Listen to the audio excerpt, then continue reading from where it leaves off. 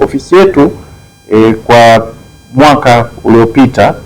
wa fedha 25-26 kuanzia Julai mpaka Machi,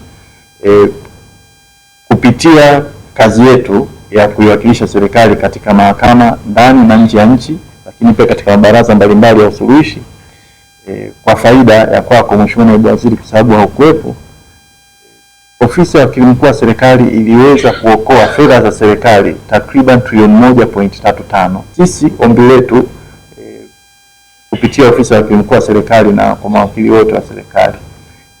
tunaomba wizara iendelee kuibeba ofisi ya Wakili Mkuu wa Serikali, lakini pia uendelee na wizara kwa ujumla iendelee kuwabeba mawakili wa serikali, kwani hawa kama Mheshimiwa Rais wa Jamhuri ya Muungano wa Tanzania alivyosema, ni askari wa kalamu ambao wanalinda si tu utawala bora wa sheria au mwendelezo wa sheria, lakini pia kama nilivyosema wanalinda uchumi wa nchi. Na cha mwisho kwa kifupi, sisi wanasheria wa serikali tumeona kuwa tuna dira ya taifa 2550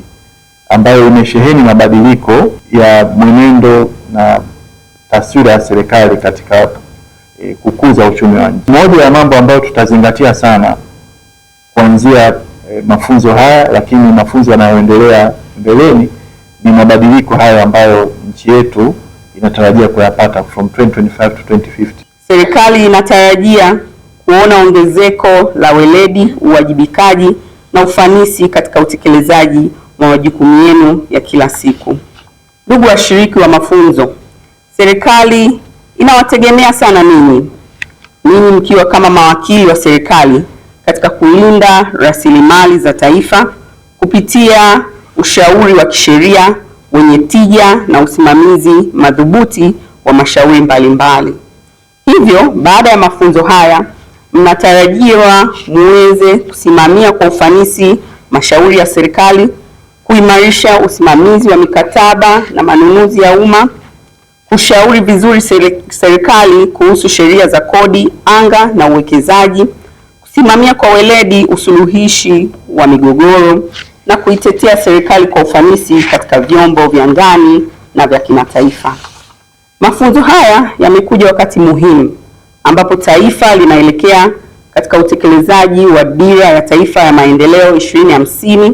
inayolenga kujenga uchumi wa kati unaojumuisha wananchi wote. Katika kufikia malengo hayo, ni muhimu kuwa na taasisi imara za kisheria pamoja na wataalamu wenye uwezo wa kusimamia sheria, mikataba, uwekezaji, kodi na utatuzi wa migogoro kwa haki, uwazi na uwajibikaji. Kupitia ujuzi mlioupata, nina imani mtakuwa sehemu muhimu katika kuhakikisha